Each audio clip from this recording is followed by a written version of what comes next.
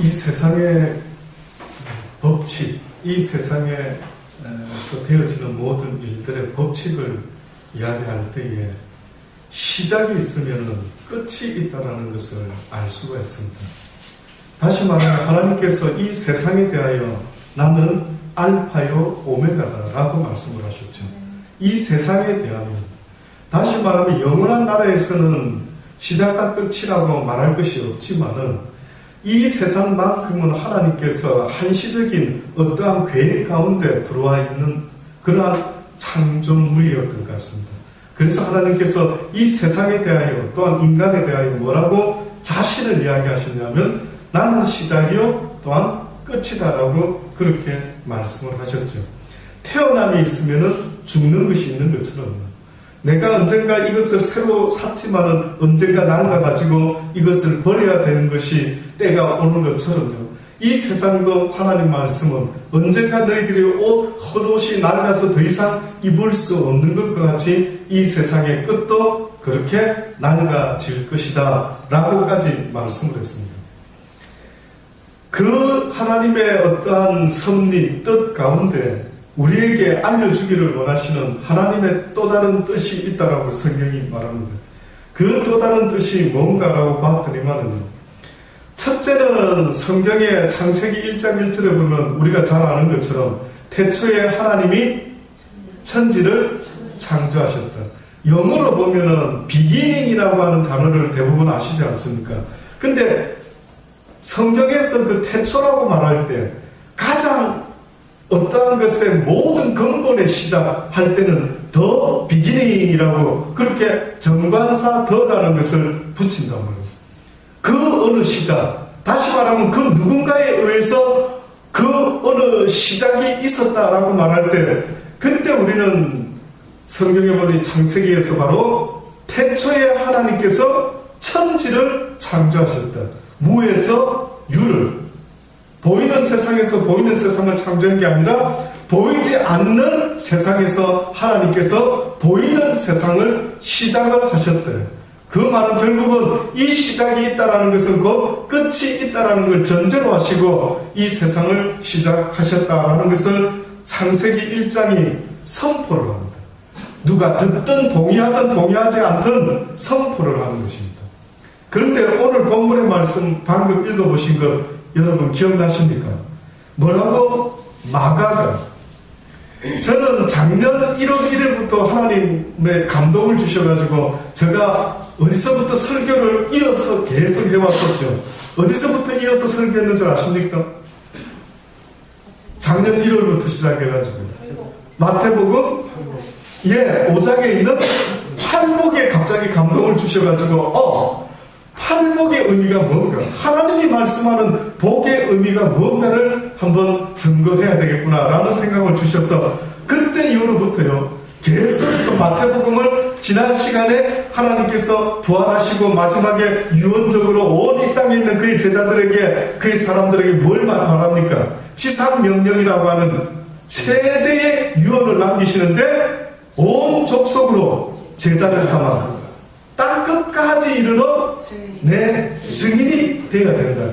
이것이 지난 시간까지 보았죠. 이 주님이 이제 마가복음을 통해서 다시 한번 그 팔복 전에 그 주님의 시작이 어떻게 시작되었는가 하는 것을 보기를 원하는 겁니다. 태초에 하나님이 천지를 창조하셨다라고 했는데 오늘 마가라고 하는 이 사람은요, 하나님의 아들 예수 그리스도 복음의 시작이다 이렇게 선포를 합니다. 이게 별거 아닌 것이 아닌 것입니다. 이 이야기가 별 이야기가 아닌 게 아니란 말입니다. 하나님께서 보이는 세상의 시작을 시작하셨다라고 한다면 지금 마가라는 사람은 우리에게 뭘 말하느냐 하면 보이지 않는 믿음의 세상의 시작이 지금부터 될 것이다 라고 그렇게 선포를 한 겁니다. 원래 마태, 마가, 누가, 요한복음 이 사공간복음이라 하는데 이것은 모두 다가 예수님의 공생애를 집중적으로 써놓은 이야기 책입니다. 그런데 이 네 책 가운데 혹시 아십니까? 어느 책이 가장 먼저 있은 책인가? 역사학자들이 조사를 하니까 가장 근거가 되었던 책. 다시 말해서 이 책에서부터 모든 이야기들이 나온 것 같다라고 할 정도로 모든 공관복음의 시작은 마가복음이다라고 합니다. 그러니까 마가복음의 내용이 어떻게 보면 마가복음에 있는 내용이 마태나 누가나 거의 다 들어가 있습니다. 거기에 없는 것 중에 있는 것이 마가복음의 한 5%, 10% 정도가 들어가 있답니다. 근데 이 마가가 이렇게 나름대로 중요한 위치에 있는 이 복음서가 처음 하나님을 증거하는 게 뭐로 시작을 하느냐면 하나님의 아들 예수 그리스도 복음의 시작이라. 유일하게 그리스도 복음의 시작이라는 말을 쓴 것도 뜻밖에도 이 마가가 처음. 다른 데는 그냥 복음, 하나님의 복음, 뭐 그냥 예수 복음 이렇게는 표현이 되고 있었지만 예수 그리스도 복음의 시작이다 라고 이렇게 선포한 것은 바로 이 마가복음에 시작되고 있습니다. 이렇게 복음의 시작이 어떤 의미인가 하는 것을 이제는 설명을 하는데요. 이 복음의 시작은 이미 예언되었던 것이에요. 이것은 이미 선지자 이사야의 글에 있는 것과 같이 보라 내가 내 사자를 내 앞에 보내느니 저가 내 길을 예비하리라. 광야에 외치는 자의 소리가 있어가는데 너희는 주의 길을 예비하라. 그의 첩경을 평탄케 하라. 기록된 것과 같이 세례 요한이 이르러 광야에서 제사함을 받게 하는 회개의 세례를 전파했다라고 시작하고 있습니다. 근데 원래 이사야 선지자만 이 말을 한 게 아니라 이사야 선지자보다도 먼저 성경에 예언해 놓았던 사람들이 있었습니다. 출애굽기 23장에 보면 모세를 통해서요. 먼저 하나님이 예언을 해놓은 글이 있습니다. 20절에 보면 내가 사자를 내 앞서 보내어 길에서 너를 보호하여 너로 내가 예비한 곳에 이르게 하리니 너희는 삼가 그 목소리를 청종하고 그를 노엽게 하지 말라. 그가 너희 허물을 사지 아니할 것은 내 이름이 그에게 있습니다. 다시 말하면 너희들이 그의 말에 청종하라. 만약에 그가 너희들의 죄를 사지 않겠다라고 하면은 뜻밖에도 너희 죄가 그대로 있을 것이요. 그러나 그가 기꺼이 자기 목숨을 너희들을 위하여 내어주어서 너희의 죄를 사하여 줄 수도 있는 것은 나의 이름이 바로 그에게 함께 있으리라. 이게 지금 출애굽기에 모세를 통해서 예수님이 이 땅에 왔을 때의 세례 요한이라는 자가 어떤 역할을 하게 된다라는 그 복음의 시작을 알리는 전초가 빵빵빠라의 그 나팔 소리가 바로 이렇게 시작이 되었다는 겁니다. 내가 그 목소리를 잘 청종하고 나의 모든 말대로 행하면 내가 내 원수에게 원수가 되고 내 대적에게 나 여호와가 또 대적이 될 것이다. 얼마나 중요한 이야기를 하고 있는지 모릅니다. 다시 말하면 예수 그리스도 그의 말을 들으라. 그리하면은 그의 말에 순종하는 삶을 살게 되면은 너를 해코지게 하려고 하는 그 대적자가 있다 할지라도 누가 그 대적자를 갚겠다고요? 여호와 하나님께서 그 대적자를 내가 갚을 수 있습니다. 그러면 결국은 너의 대적자는 나의 대적자가 되고 너를 돕는 자는 곧 내가 너를 돕는 자가 될 것이다라고 그렇게 약속을 하는 겁니다. 그리고 또 한 곳 대표적인 곳에 이미 예언이 되어 있었습니다. 그게 바로 말라기 3장의 말씀입니다.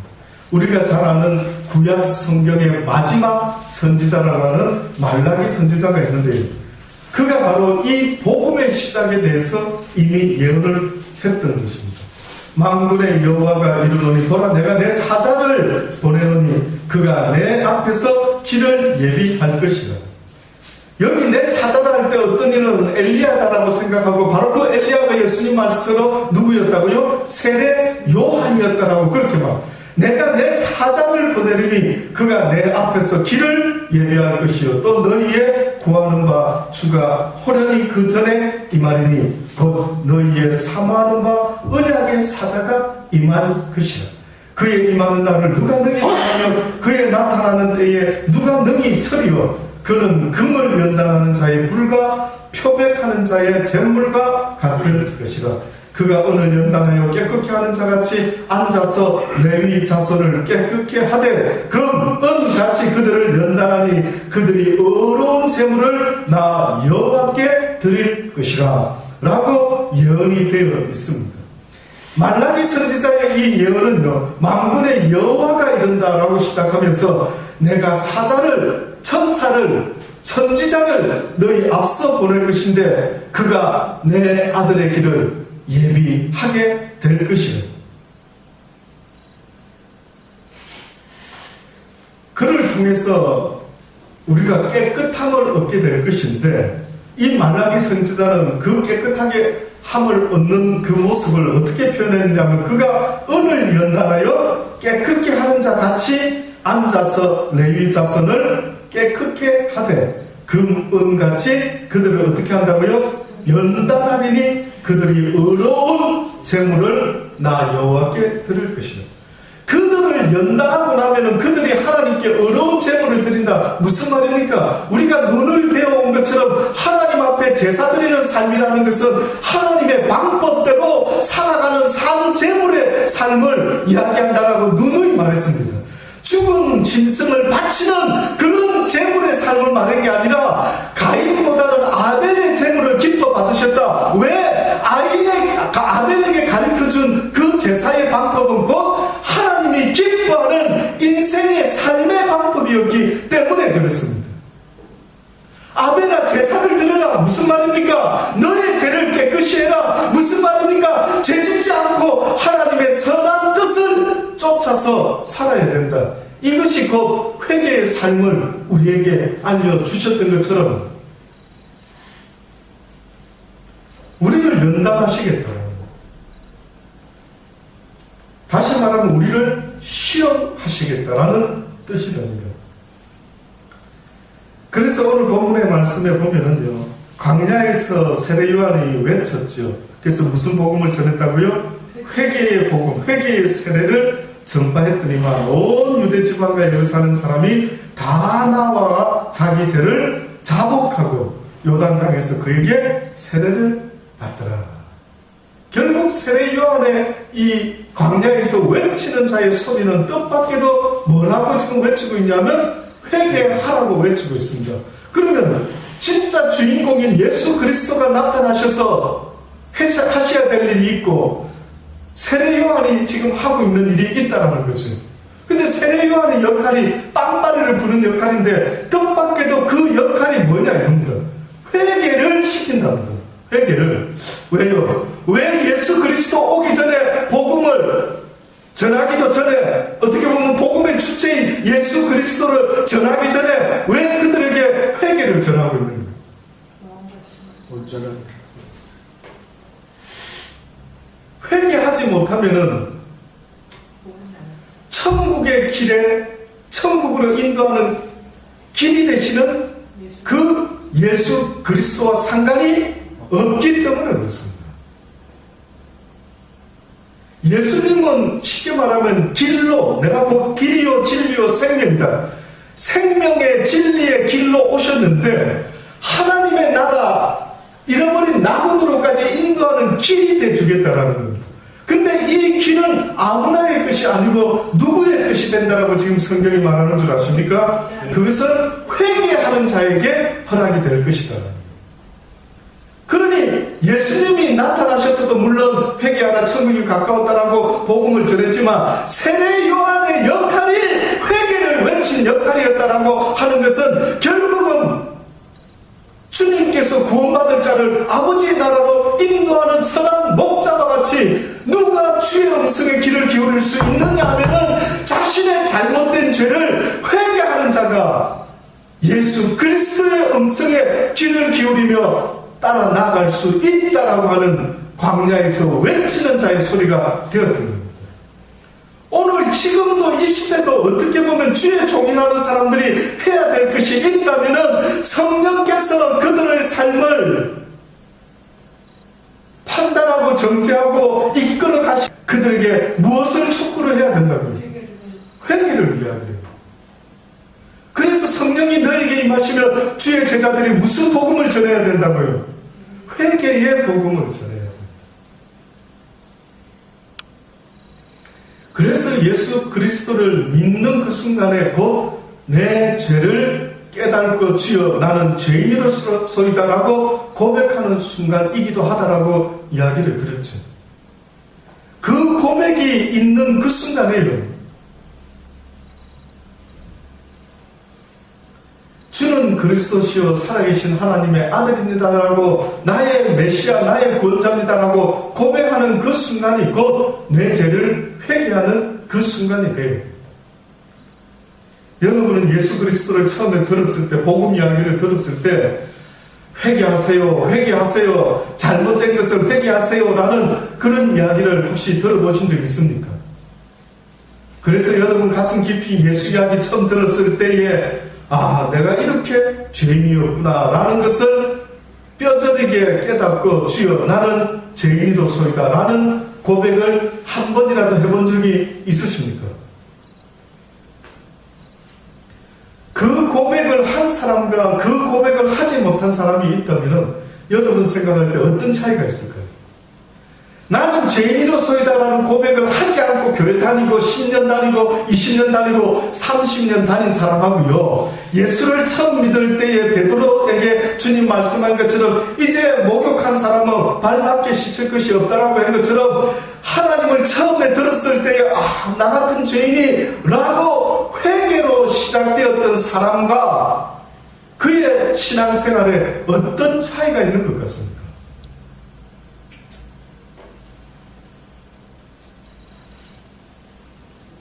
어떨까요?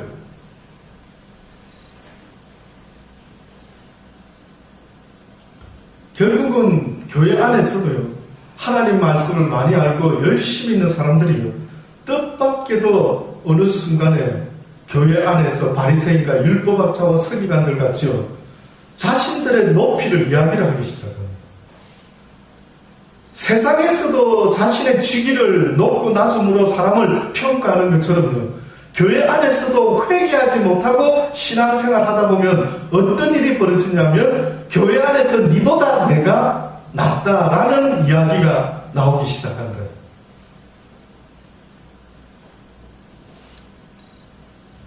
결국 회개한 자라는 그 자의 모습은요, 남을 나보다 어떻게 해요? 낮게 여기는 자들. 내가 죄인 중에 뭐라고요? 괴수다. 나만한 괴수가 있을까? 그래서 다른 사람을 볼 때마다 저 사람은 나보다는 낫겠지. 회개라고 하는 것이 어느 정도로 중요하냐면요, 회개를 내가 시작하고 지금 신앙생활 하는 것 같아요, 목사님. 근데 목사님 듣고 보니까 저는 처음 예수 믿을 때 회개를 안 하고 예수 믿은 것 같아요. 어떻게 알 수 있느냐고 너무 오래돼서 목사님 20년, 30년 돼서 나 그때 기억이 잘 안 나는데요. 알 수 있습니다. 기억이 안 난다 할지라도 지금 이 순간에 내가 교회를 다니면서 어떤 사람을 볼 때마다 저 사람보다 나는 낫다라는 생각이 있다라고 한다면 그 사람은 예수를 처음 믿을 때 회개를 하지 못한 사람이라고 말할 수도 있는 겁니다.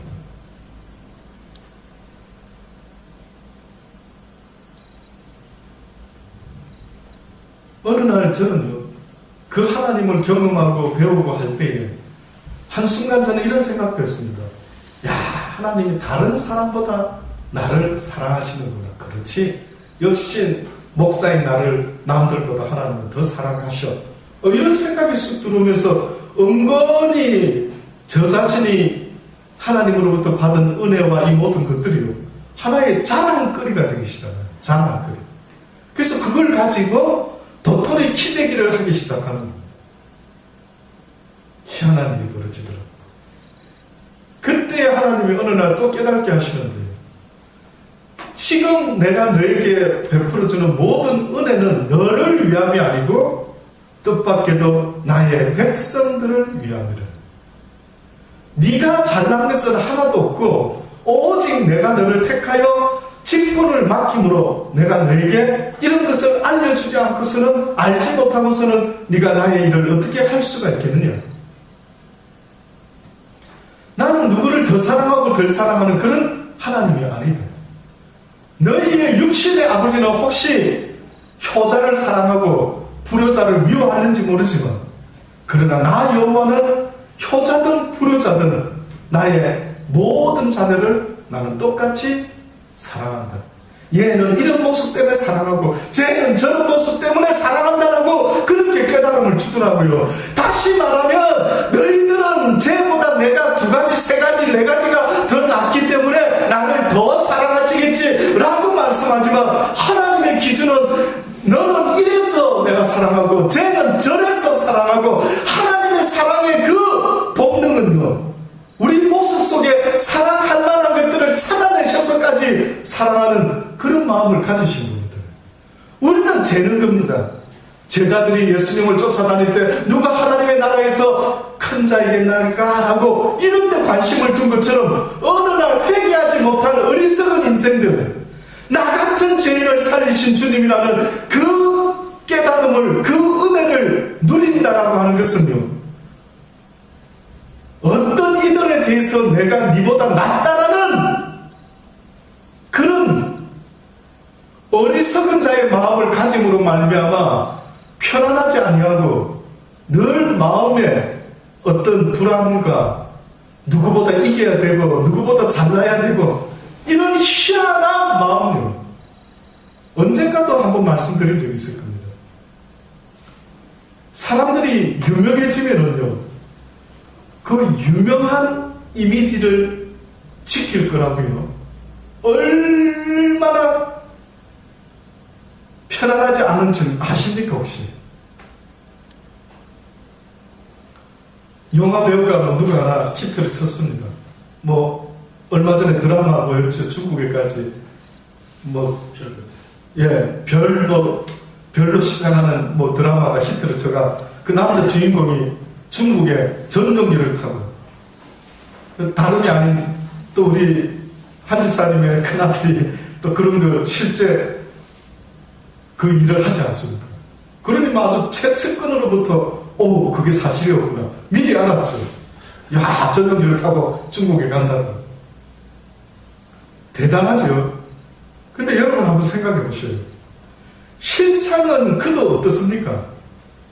그도 사람이죠.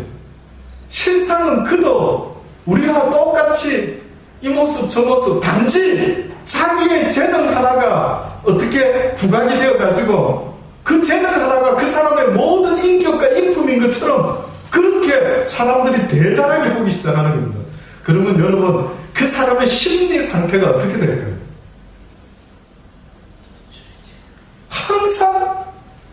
항상 신경 쓰고 항상 품위 유지와 사람들이 나를 어떻게 쳐다보느냐에 대해서 악플이 있을까 뭐가 있을까 댓글에 뭐가 달릴까 항상 사람들의 눈을 의식하면서요 살아가게 되는 그 인생이, 우리는 부럽다라고 하고 있지만은 실제 그 상황이 되면은 한번 어떨까 생각을 해봤습니다.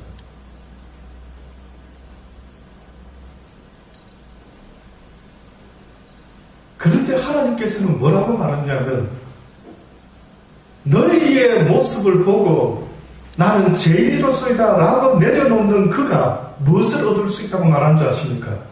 이제부터 그에게 참 평안을 얻기 시작할 것이다. 다시 말하면요, 네 삶 가운데 이제까지 하나님 앞에서 잘못 살았던 모든 것들을 다 깨끗이 씻으라는데, 이 그릇을 깨끗이 씻는 일을 갖다가 성경이 뭐라 하냐면 회개를 해라라는 거예요. 회개. 그릇을 깨끗이 이제 씻어서 비워내라는 겁니다. 네 잘난 척한 거, 네가 다른 사람보다 남을 나보다 낫게 여기지 못하고 남을 나보다 못하게 여기는 그런 마음들을 하나님은 뜻밖에도 어떻게 하라고요? 다 실천해라는 겁니다. 그리하면은 그 마음에다 무엇을 부어주시겠다라는 거죠. 뭘 부어주시겠다라는 겁니까? 생수를 너희들에게 부어줘. 진리의 말씀을 부어주리라. 그 진리는 곧 너희들로 하여금 무엇으로 만들어준다고요? 평안한 심령을 만들어줘. 그러니까 진리의 특징이 뭐냐라고 하면은, 진리를 내가 계속 말씀을 배우고 진리가 깨달아져 가기 시작하면 나한테 어떤 증상이 일어난대요. 성경에 어떤 증상이 일어나는가 보니까 내 심령 가운데 평안함이 생기기 시작했다. 그전에는 막 품위 관리, 남들이 날 대단하게 봐주는 거 이거 유지하려고 하니까 뭔가 마음에 늘 벅차기 짝이 없었는데, 그래서 하나님은 너희가 회개한다는 그 모습이 어떻게 보면 다 내려놔라. 다 내려놔라. 네가 세상에서 이제까지 자랑하고 싶었던 모든 세상의 이 세계 자랑, 안목의 정욕, 욕심의 그 모든 육신의 정욕, 이 모든 욕망들을 어떻게 하는 겁니까? 내려놔라는 거예요. 그게 가슴에 차 있으면 평안이 못 들어온답니다. 예수 그리스도가 아닌 어떤 것에 관심을 갖고, 나 저것 좀 가져봐야지, 명예 가져봐야지, 돈 좀 가져봐야지, 나 저것 좀 필요한데, 그게 내 마음에 들어오면 여러분, 혹 그거는 얻을 수 있을지 모르겠는데, 하나님 말씀은 너희가 평안을 얻지 못한다. 평안. 우스개 이야기입니다. 어떤 시골의 소년이요, 자랄 때에 옛날 시골집 아시죠? 화장실이 바깥에 마당 저쪽 편에 멀리 좀 떨어져 있지 않습니까? 그게 너무 불편했습니다. 자랄 때, 어릴 때에 그 밤중에 화장실을 가려면은 지금도 좀 무섭지 않습니까? 안 무섭습니까? 요즘은 다 바뀌어졌습니다. 근데 만약에 여러분 생각해 보세요. 밤중에 급한데 문 열고 저쪽 마당으로 가가지고, 그것도 수세식 아닌 옛날 그런 변소 있지 않습니까? 푸세식. 예, 푸세식이랍니까? 뭔가 손이 올라올 것 같은, 뭔가 누군가 나타날 것도 같고, 이런 어떤 옛날 분위기, 저도 기억이 생생합니다. 저는 꿈을 꾸면 왜 그런지, 그 옛날 화장실 꿈을 그래 몇 번씩 꿉니다. 저만 그런가 모르겠는데. 근데 그때마다 느끼는 거는, 막 발 조심하고, 막 빠지지 않을까, 자칫하면 빠지면 어쩌지, 이런 걱정도 한 번씩 하고요. 근데 아마 그 아이가 그렇게 어릴 때 자라면서 마음에 좀 한이 맺힌 모양이죠. 야, 내가 자라면은 절대 이렇게 떨어져 있는 저런 재래식 화장실이 아닌 우리 친구 집과 같은, 아마 친구 집에 가서 그걸 보았던 모양이에요. 수세식 화장실이 있는 집을 본 모양이죠. 집안에. 너무 부러운 겁니다. 내가 이 다음에 자라면은 나도 저런 화장실을 꼭 가진 집을 꼭 사야지. 드디어 그가 자라가지고 이제 집을 장만했던 거예요. 결혼을 해서 집을 장만해서 이제 화장실 하나인 집을 가지고 삽니다. 근데 아이들이 태어나고 식구가 좀 늘기 시작하면, 그랬더니만 대본에 어떤 생각을 하게 되었을까요? 화장실 두 개 있는 집을 살아봤으면 좋겠다, 이런 꿈을 꾸기 시작했다. 그래서 화장실 하나이다 보니까 가족들이 막 출근 시간에 막 기다리게 되고 막 말이 아니거든요. 그래서 화장실 두 개인 집을 생각하고 살다가 드디어 그가 화장실 두 개인 집을 샀단 말이에요. 그러면서 그가 죽기 전에 했던 말, 다 이루었다, 이러고 죽었다. 예. 그가 막 자기 삶의 목표를 그렇게 세워서 그랬는지 몰라도 예수님과 같이 다 이루었다라는 말. 내가 살면서 원했던 거 다 이루었다. 근데 그게 너무 우리가 지금과 같이 안타까운 거, 야, 살면서 다 이룬 게 고작 화장실 두 개 있는 집에 살아봤으면 좋겠다는, 그것을 다 이루었단 말인가. 안타깝지 않습니까? 이 땅에서 우리가 세상의 것들을 바라고 갈망할 수는 있는데, 하나님이 말씀하는 거는요, 그것이 너에게 소망거리가 되는 순간에 너에게 한 가지 없는 것이 생기는데, 그게 뭐라고요? 평안은 없다. 네 마음에 평안은 없다. 그래서 주님이 다 버리고 오직 누구만을 붙잡아라고 먼저 붙잡기만 하면, 그 나라와 그 을을 붙잡기만 하면 나머지 네가 필요로 하는 화장실 2개나 모든 것들은 어떻게 된다고요? 더하여 주는 것이지 그것이 메인이 아니라는 사실을 제발 잊지 말아라고 성경은 계속해서 우리에게 말씀하고 있는 것입니다. 그 주님께서 드디어 복음의 시작이다라고 마가가 외치면서 세례 요한은 이제는 광야시는 제3의 복음을 전거했다라고 이야기합니다. 그 이후에 보니까요, 예수님이 나타나시는 겁니다. 그때 예수님이 나타나시게 되는데 그가 뭐라고까지 또한 말했느냐면 나보다 능력 많으신 이가 내 뒤에 오시나니 나는 급혀 그의 신들매를 풀기도 감당치 못하겠노라. 나는 너희에게 물로 세례를 주었거니와 그는 무엇으로 너희에게 세례 준다고요? 성령으로 세례. 그러니까 물 세례라고 하는 것은 어떻게 보면 성경에서는 뭐라고 말하냐면 육신의 삶을 위하여, 다시 말해서 영적인 삶을 위해서 살아야 되는 육적인 삶을 위해서 그 증거로, 그 상징적인 의미로 우리에게 물로서 세례를 줬다. 그런데 주님이 성령으로 세례를 준다는 이 말은 뭘까요? 그것은 육에 대한 것이 아니라 뭐에 대한 거예요? 우리의 영혼에 대한 거예요. 우리의 영혼에 대한 거예요. 그럼 또다시 여쭤볼게요. 육은 물에 이렇게 쑥 빠져가지고 나오면은 세례라, 침례라 그러죠. 그러면서 지금 세례 요한이 이 의미는 바로 이제 회개한 자에게 회개했다라는 것. 이는 이제 하나님의 백성이 되었다라는 것. 이것을 의미하는 상징이랬어요. 그러면 성령의 세례는 또한 뭐겠느냐? 성령 체험을 했다라는 것, 어떤 의미가 있을까요?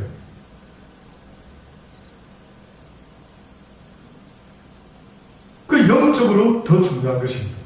그게 왜 중요한 줄 아십니까? 성령 세례를 받는다는 것은요, 다시 말하면 하나님께서 하나님의 백성에게 인을 치는 것 같아요. 인은 내 백성이라 건드리지 말아라. 꼭 어린 양의 피를 잡아가지고 이집트에서 출애굽했던 이스라엘 백성들의 그 문지방이나 문설주에 어린 양의 피를 발랐을 때 누가 지나갔다고 이야기합니까? 누가 지나갔다고요? 죽음의 사자가 그 피 묻은 집은 건드릴 수가 있었습니까? 없었습니까? 없었어요. 건드릴 수가 없었던 거예요. 육적인 세례인 물세례도 영향이 있다고 한다면은 영적인 성령의 세례의 의미가 얼마나 중요한지를 모릅니다. 상상을 해보십시오. 다시 말하면 이 백성은 나의 백성이라 악한 사단아 너는 이를 건드릴 수가 없다라고 하는 그런 영적인 의미가 그 안에 있다. 이렇게 성령을 세례로 주셨죠. 자, 그 다음에 예수님께서 이 성령 세례 이야기를 마가가 하면서요, 세례 요한이 마가복음을 통해서 이야기를 하면서요, 그때에 예수께서 갈릴리 나사렛으로부터 와서 요단강에서 누구에게 세례를 받으신다고요? 요한에게. 바로 이 침례 요한에게, 세례 요한에게 세례를 받으시는데, 받고 나서 곧 물에서 올라오실새 하늘이 갈라짐과 성령이 비둘기같이 자기에게 내려오심을 보시더니, 그럼 누가 사람이 본 걸까요? 주님의 말을 지금 옮겨놓은 걸까요? 마가가. 주님의 말을 지금 마가가 옮겨놓은 이야기입니다. 이 지금 1인칭으로 주님이 뭐랍니까?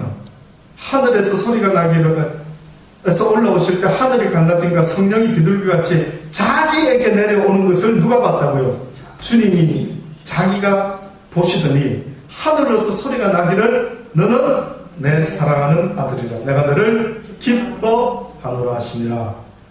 성령이 곧 예수를 광야로 몰아내신지라.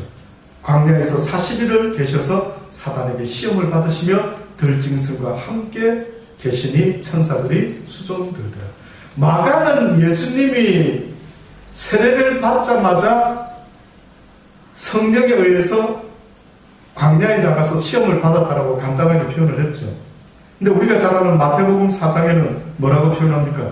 예수께서 성령에 이끌려 마귀에게 시험을 받으러 갔다라고. 누가복음 4장에는 예수께서 성령의 충만함을 입어 요단강에서 돌아오사 광야에서 40일 동안 성령에게 이끌리시며 마귀에게 시험을 받으셨더라. 이 모든 날에 아무것도 잡수시지 아니하셨더라. 금식하신 후에 줄이신지라 시험하는 자가 예수께 나와서 가로되.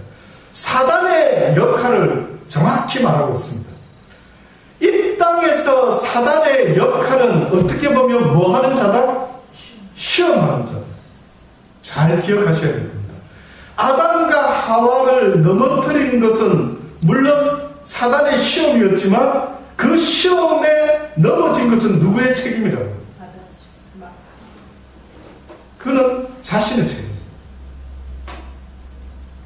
그래서 그랬는지요. 아담과 하와에게는 주님이 너 왜 그랬니? 이런 물어봤죠. 저 여자가 해랬어요. 너 왜 그랬니? 사단이가 저 뱀이 먹으라 했어요. 근데 뜻밖에도 뱀한테 너는 왜 그랬니? 물어봤습니까? 아, 왜 안 물어보죠? 그놈은 뭐 하는 놈이라고요? 아예 시험하는 놈이래요. 그놈의 역할은 뭐라고요? 바로 그 시험하는 일을 감당하기 위해서 하나님이 어떻게 보면 내버려 놓은 자예요. 문제는 사단의 문제가 아니라는 겁니다. 아버지는 어둠의 문제가 아니라는 겁니다. 문제는 내가 가난한 집에 태어난 게 문제가 아니랍니다. 내가 병신으로 태어난 게 문제가 아니라는 겁니다. 어떤 상황과 여건의 문제가 아니라 그 상황과 여건 속에서 너의 선택은 무엇이냐를 물어보는 겁니다.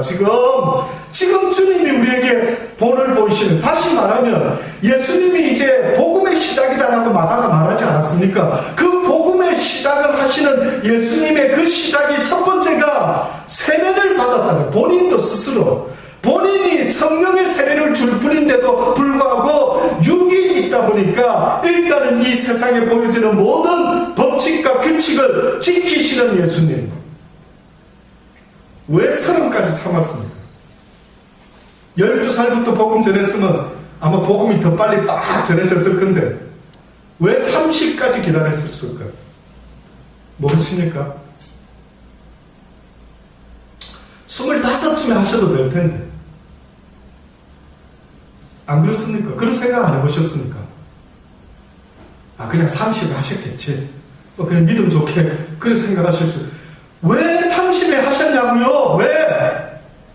신학교 다니신 전도사님 그런 건 안 배우셨는가요? 그러니 보세요. 왜 30에 해필이면, 그쵸? 뜻밖에도 유대인들의 남자 나이 30이 돼야만이 회당에 가서 대화도 하고 토론도 하고 질문도 하고 답변도 하고, 다시 말하면 세상에서 필요로 하는 그냥 복음 딱 전해도 되죠. 신학교 가서 졸업해서 때로는 이 세상의 어떠한 것들, 절차들을 하나님이 무시하지 않으시고 그것을 통해서 선을 이루어 가시는, 육이 있는 우리 인생을 위하여 육적인 것들을 가지고 실체적인 것을 이야기하시는 그 하나님. 근데 사람들은 육적인 걸 가지고 실체를 말하는 진리를 알지 못하고 육체적인 것에 진리인 줄 알고, 그래 옛날에 세례를 받는 것 가지고도 교회가 나눠지지 않았습니까? 예수님처럼 침례를 받아야 된다. 약식으로 물 떠가지고 성부와 성자와 성령의 이름으로 안 된다. 요단강 강가에 가가지고 잠수해야 된다. 푹 빠져야 된다. 그래서 여러분 침례교 요 강대산 밑에는 뭐가 있는 줄 아시죠? 네. 욕조가 있습니다. 그럼 여러분 생각이 어떻습니까?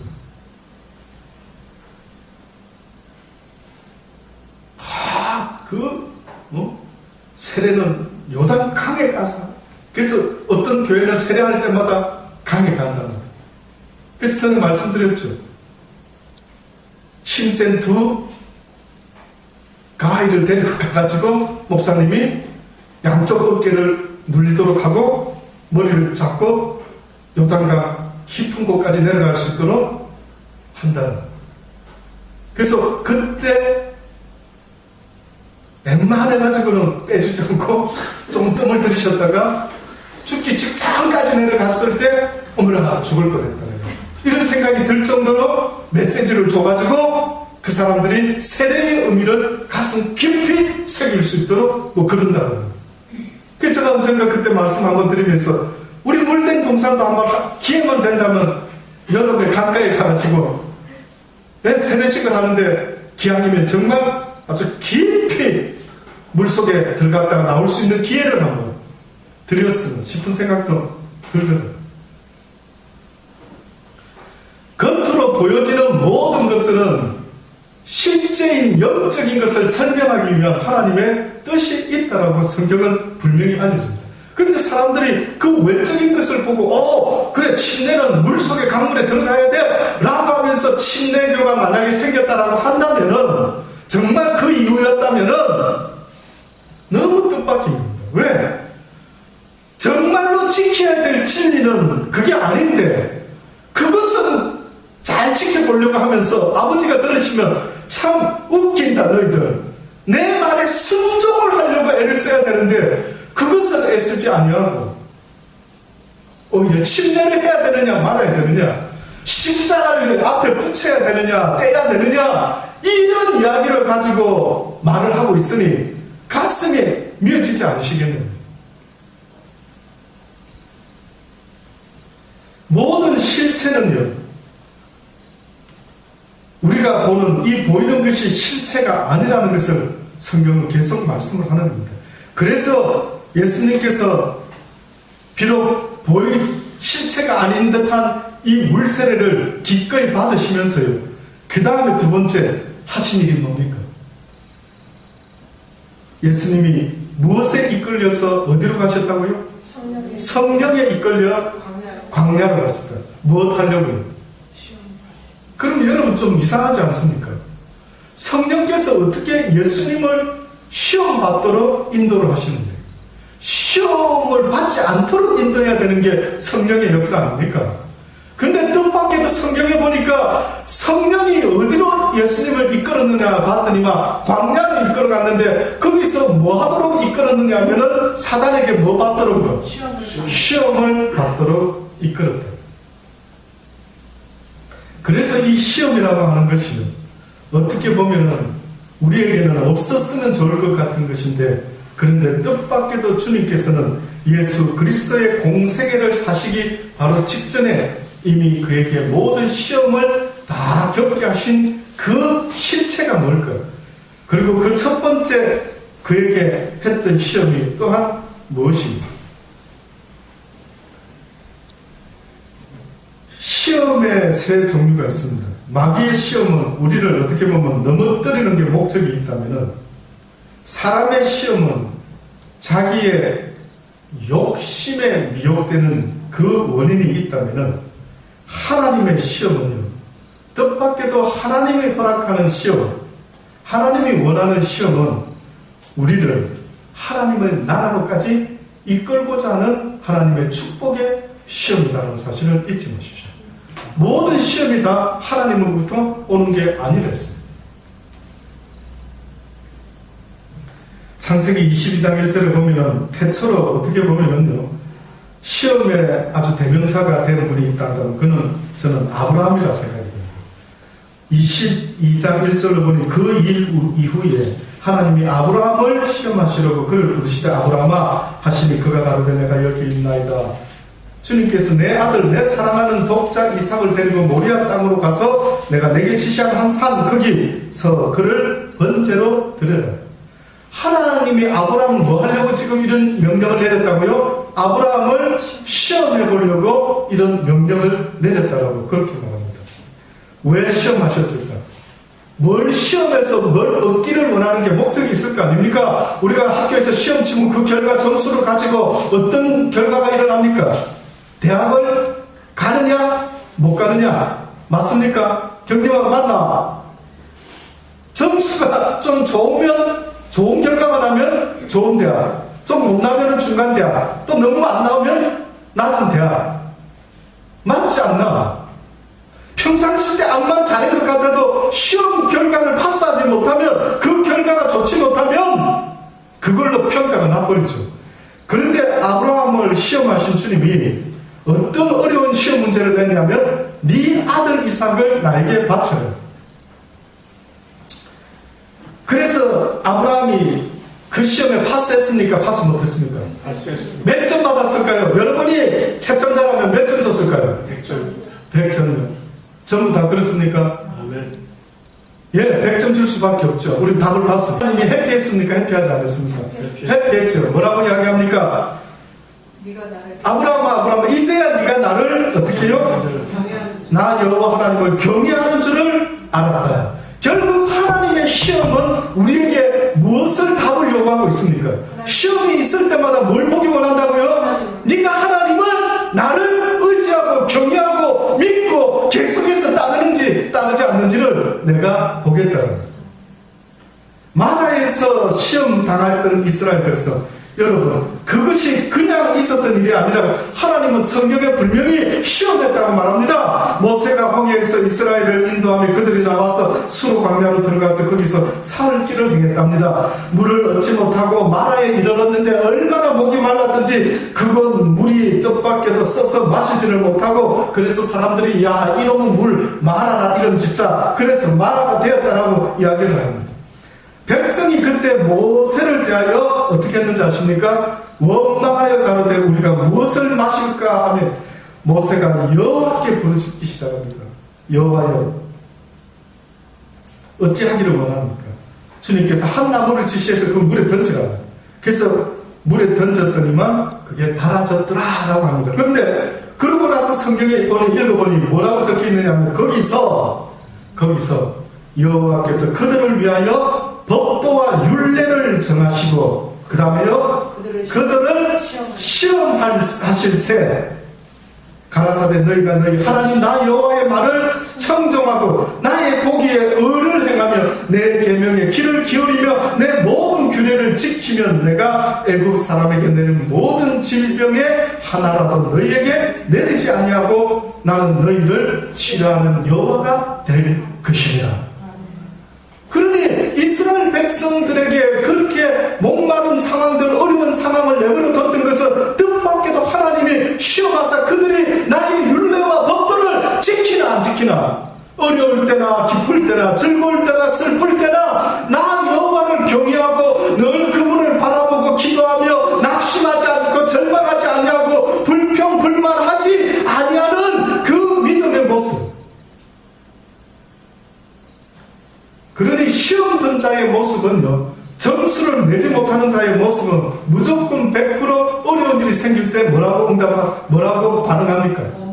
원망과 불평이 특징입니다. 원망과 불평입니다. 조금만 힘들어지면은 하나님, 당신이 우리가 죽을 자리가 없어서 우리를 이곳까지 끌고 왔습니까? 근데 이 모습은 뜻밖에도 하나님은 또 뭐라고 말하냐면, 너희가 나를 시험하느냐, 이렇게.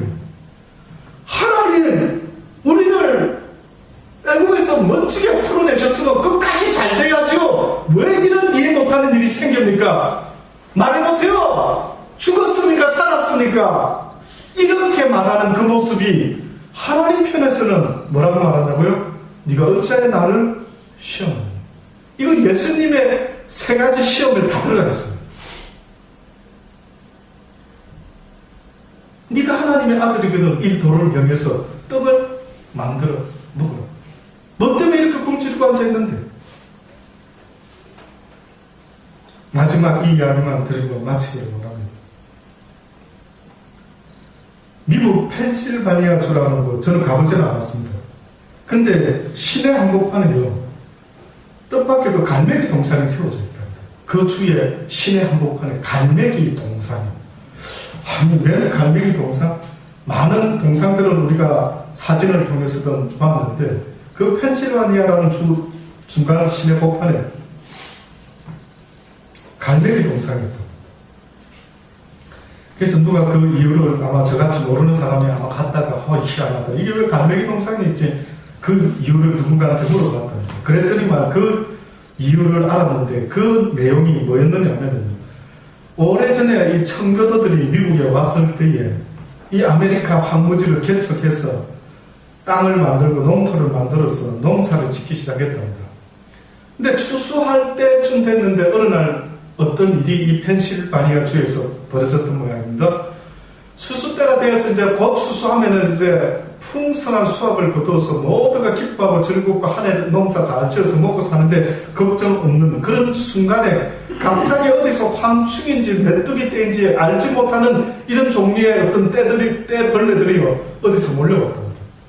와, 몰려오기 시작하면서 점점점 곡식들을 먹기 시작하는데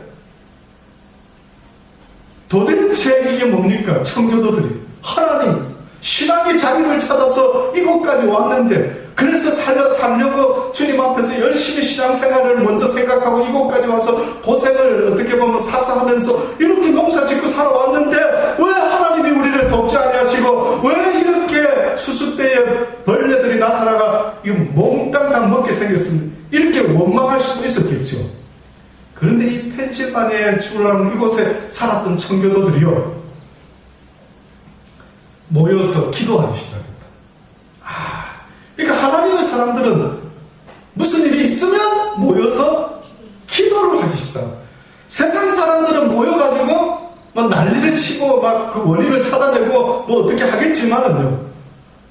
하나님의 사람들은 위급할 때마다 오히려 모여서 하나님께 기도하면서 주여 이게 당신의 뜻이 아니라면 도우소서 주님 뜻이란다면 아버지가 이길 수 있도록 힘을 주옵소서 이렇게 기도했던 거예요. 이들이 기도를 하는데 어떤 일이 벌어졌는가? 뜻밖에도 하나님의 응답이 나타나는데요.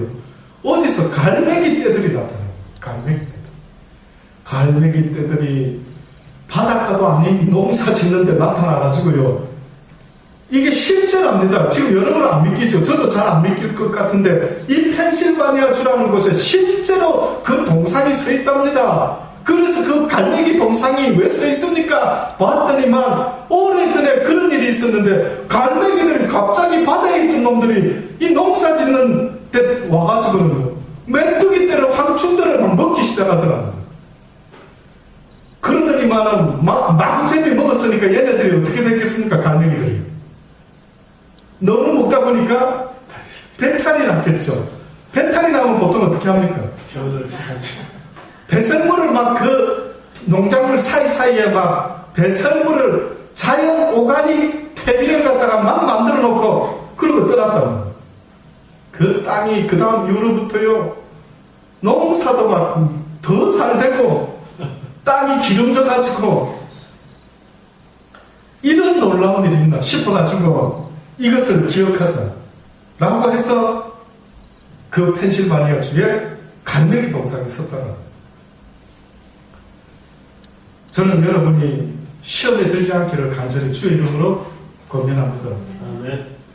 죽기밖에 더 하겠습니까? 어떤 어려움과 힘듦이 왔을 때 내 자존심 죽으면 끝 아니겠습니까?